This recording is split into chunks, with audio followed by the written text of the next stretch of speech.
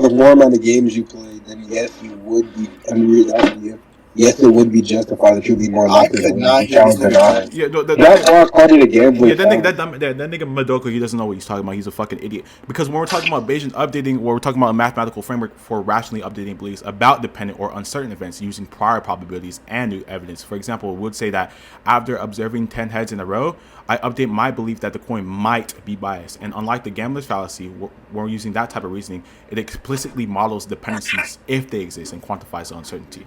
So the key differences between the two would be when we're talking about gambler's fallacy, the assumption would be like an incorrect assumption of independence is broken.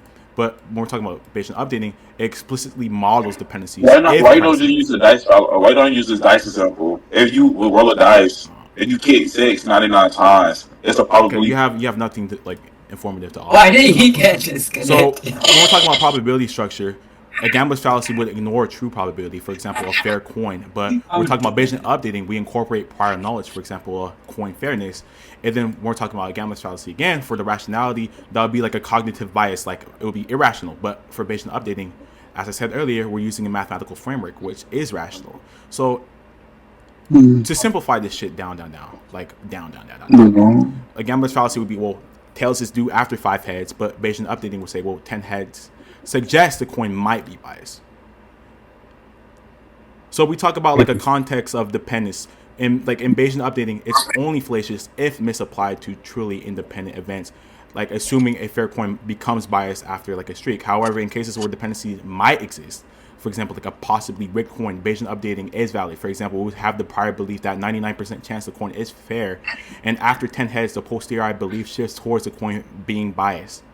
So then when we're using the Bayesian method, we'll start with a prior probability, which is the most coins are fair, and we'll use likelihoods like how probable is 10 heads with a fair versus a biased coin. So then we update our posterior probability given the data that the coin is likely biased. So that is going to be rational if the model accounts for possible dependencies. But in contrast with the fallacy, the gambler's fallacy ignores the independence, which is the tails is due for a fair coin, and the Bayesian updating tests for independence, like does this streak suggest the coin isn't fair. So we would have like a concrete example, like a scenario where a coin lands heads like 10 times in a row, and the gambler's fallacy would be, well, the next flip is most likely to be tails. And the error in that assumption would be you'd be assuming the coin owes the tails, ignoring the independence. And the Bayesian updating will say the prior is 99% chance the coin is fair.